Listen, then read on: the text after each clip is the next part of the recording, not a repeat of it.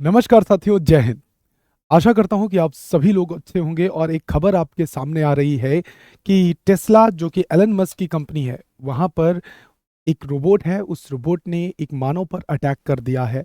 और कैसा अटैक है, क्या खबर है, सब कुछ पूरे विस्तार से इस वीडियो के माध्यम से जानने वाले हैं। तो आइए वीडियो को शुरू करते हैं। तो खबर क्या है? आपने कई प्रिंट मीडिया के माध्यम से आपने देख लिया होगा इस खबर को। वैसे अगर आप न्यूज़पेपर पढ़ रहे हैं तो 3-4 दिन से लगातार ये खबरों पे बनी हुई है। तो इसी कारण से ये खबर आपको जानना ज़रूरी है। यहाँ पर टेस्ला रोबोट ने अटैक किया है एक इंजीनियर पर, जो कि यहाँ पर काम कर रहा था टेस्ला कंपनी पे। टेस्ला किसकी कंपनी है? तो एलन मस्क की कंपनी है टेस्ला, उस पर इसने अटैक किया है। तो क्या खबर है, पूरा एक एक करके जानते हैं। Tesla robot attacks engineer at Texas factory. जो टेक्सास की फैक्ट्री है वहां पर ये अटैक हुआ है। क्या अटैक है, कैसा अटैक है, ये थोड़ा सा समझते हैं, इसको विस्तार से जानते हैं। तो सबसे पहले खबर क्या है पूरी, तो खबर आपने अभी मेरे साथ समझी कि टेस्ला कंपनी ने रोबोट, जो टेस्ला कंपनी में रोबोट है, उसने सॉफ्टवेयर इंजीनियर पर अटैक किया और कुछ लोगों ने तुरंत रोबोट को शट डाउन किया। क्योंकि वो जो रोबोट है वो क्या काम करता है, तो वो मैन्युफैक्चरिंग के लिए यूज़ किया जाता है। किसके लिए? मैन्युफैक्चरिंग के लिए यूज़ किया जाता है। मैन्युफैक्चरिंग के लिए, मैन्युफैक्चरिंग का मतलब सर, वहाँ पर जो कार्स असेंबल होती हैं, टेस्ला की जो कार्स असेंबल होती हैं, उन कार्स के पार्ट को आपस में जोड़ने के लिए वहाँ पर एक रोबोटिक आर्म इस्तेमाल होता है, जो आपके एआई एमएल यानी मशीन लर्निंग के ऊपर इस्तेमाल होता है। और उसके माध्यम से वो मैनेज होता है। और उसमें कुछ कोड एरर आई, जिसके कारण, या हो सकता है क्या एरर आई, या मैकेनिकल कोई फॉल्ट हुआ, उसने उस कार के पार्ट को ना पकड़ के वहां पर जो काम कर रहा इंजीनियर था, उस इंजीनियर को पकड़ लेता है, जिससे वह व्यक्ति घायल हो गया। जिससे क्या हो गया? वह व्यक्ति घायल हो गया साथियों। तो क्या खबर है, थोड़ा सा और इस पर रोशनी डालते हैं और ध्यान से इसको डेप्थ में समझने की कोशिश करते हैं कि Elon Musk rebukes a media reports on a robot attack in a Tesla factory. Tesla factory में ये अटैक हुआ है। सीईओ एलन मस्क ने इसके लिए कहा है कि ज़्यादा चिंता वाली बात नहीं है, लेकिन इनके ऊपर आरोप लग रहे हैं कि 2022 में जो अन्य टेस्ला फैक्ट्री में काम कर रहे वर्कर्स हैं, उन वर्कर्स के ऊपर भी ऐसे पहले भी हादसे वो शिकार होते आए हैं। तो साथियों, क्या, कैसे, तो अगर किसी भी खबर को आप जानना चाहते हैं बहुत डेप्थ में, तो कैसे और क्यों का अगर आपको जवाब मिल जाता है, तो वो खबर आपके लिए बहुत महत्वपूर्ण तरीके से आपको समझ में आ जाती है, बहुत बेहतरीन तरीके से। सबसे पहले कैसे हुआ है, कैसे हुआ है इस बारे में बात करेंगे। तो रोबोट को कार मैन्युफैक्चरिंग के लिए बनाया गया था, लेकिन उसमें कुछ खराबी आ गई, जिसके कारण उस रोबोट ने कार पार्ट की जगह उस इंसान को पकड़ा, जिससे वह व्यक्ति घायल हो गया। ये मैंने आपको बताया कि यह कैसे हुआ हादसा। तो हो सकता है कुछ कोड एरर आई हो सकता है कुछ मैकेनिकल एरर आई हो, जिसके कारण आखिर ये खबर हमारे काम की क्या है। एक फिर सवाल हमारे सामने उठता है कि ये खबर हमारे किस तरीके से सर काम में आ सकती है।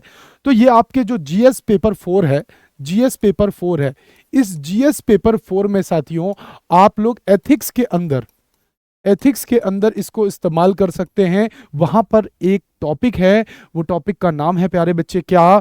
तो उस टॉपिक का नाम है आपका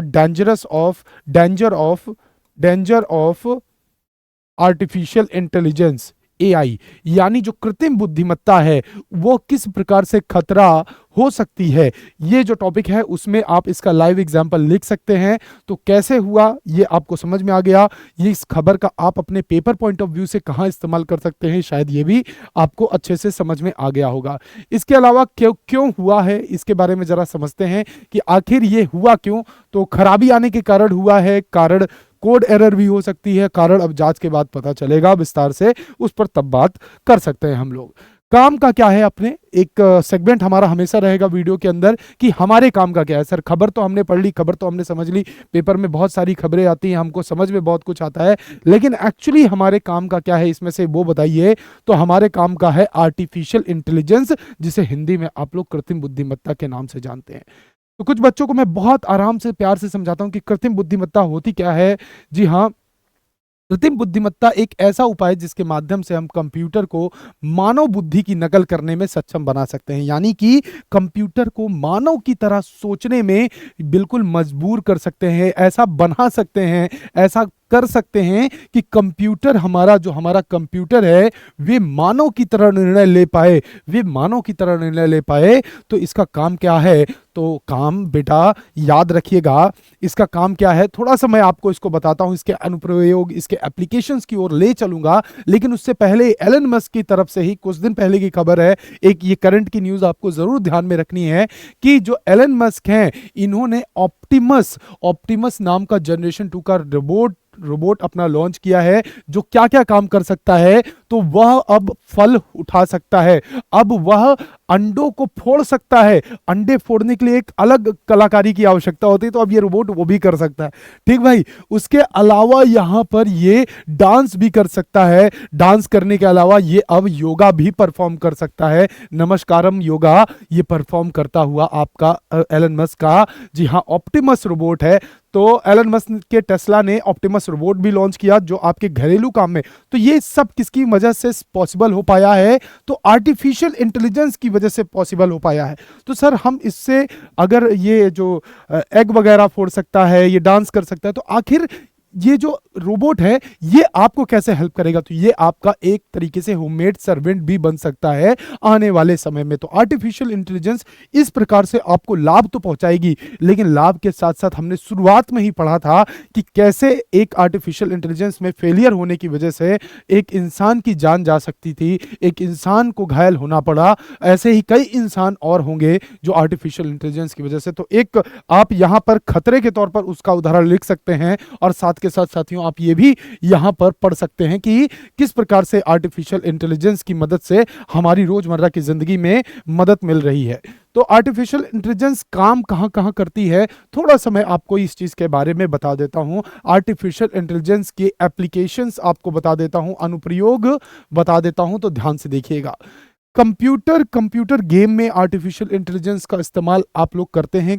कैसे करते हैं? आप लोगों ने देखा होगा कि एआई की मदद से आप आने वाली जो चीज़ें हैं, जैसे आपने एआई और एमएल की मदद से आपने देखा होगा जो पोकेमॉन गो वगैरह है, इनको हम लोग इस्तेमाल करते हैं, इनको इस प्रकार के गेम खेलते हैं हम यहाँ पे। जो हमारी नेचुरल लैंग्वेज प्रोसेसिंग है, इसमें हम एआई का यूज़ कर सकते हैं। आपकी जो भाषाएं हैं, उन भाषाओं को समझने में, जो क्षेत्रीय भाषाएं हैं, आजकल आप भोजपुरी में चाहे तो भोजपुरी में, भोजपुरी के अलावा हरियाणवी में चाहे तो हरियाणवी में, अब ऐसा समय आने वाला है कि इन सब भाषाओं पे आप बात कर पाएंगे अपने गूगल असिस्टेंट से, जो आपका वॉइस आर्टिफिशियल इंटेलिजेंस का एक सही उदाहरण है। आपका गूगल असिस्टेंट, आपका एलेक्सा जिसे आप लोग बोलते हैं वो। इसके अलावा आपका जो प्रवीण प्रणाली है, जो एक्सपर्ट सिस्टम है, उसमें एआई का इस्तेमाल कर सकते हैं। जो विजन सिस्टम है, आपने देखा होगा आजकल वीआर टेक्नोलॉजी, वर्चुअल रियलिटी की टेक्नोलॉजी आ चुकी है। उन टेक्नोलॉजी को पहन के आप एक अलग एक्सपीरियंस, एक अलग अनुभव कर सकते हैं। तो वहां पर आर्टिफिशियल इंटेलिजेंस का इस्तेमाल होता है।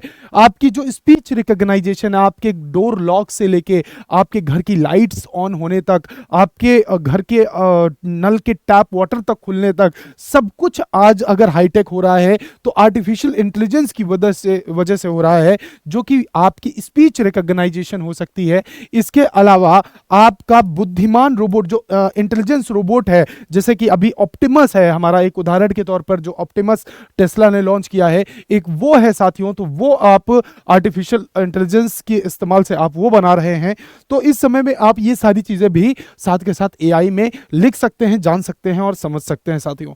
इसके अलावा हमने लगातार एक समय देखा है कि आर्टिफिशियल इंटेलिजेंस बढ़ता हुआ खतरा है, और खतरे के साथ साथ ये क्या है, तो आर्टिफिशियल इंटेलिजेंस ने चीजों को हल भी किया है। तो अगर आने वाले समय में आर्टिफिशियल इंटेलिजेंस को आपको अपने अंदर एडॉप्ट नहीं कर पाए, आप अपने अंदर एडॉप्शन नहीं ले पाए, तो शायद आपसे आगे आर्टिफिशियल इंटेलिजेंस निकल जाएगी। तो सही तरीका क्या है आगे बढ़ने का? तो हमें यहाँ पर साइमल्टेनियसली आगे बढ़ना पड़ेगा, हमें बेहतरीन तरीके से साथ मिलकर चलना पड़ेगा, एआई को समझना पड़ेगा, उसको इग्नोर करके आप आगे नहीं बढ़ सकते साथियों। तो ये जो खबर थी, इस खबर के अंदर आपके जीएस पेपर 4 में जो एथिक्स आता है, उस एथिक्स के अंदर जो dangerous of danger of artificial intelligence है, उस टॉपिक में आप इसको इस्तेमाल करके लिख सकते हैं एक आर्टिकल। बाकी इसकी पीडीएफ आपको मिल जाएगी साथियों। आशा करता हूं कि ये वीडियो छोटी थी और आपको बड़ी इंफॉर्मेटिव लगी होगी, जिसमें हमने एक खबर के माध्यम से हमारे लिए जो काम का रहा उसको समझा है, एक जाना है साथियों। तो इसी के साथ इस वीडियो को समाप्त करता हूं। धन्यवाद साथियों, जय हिंद।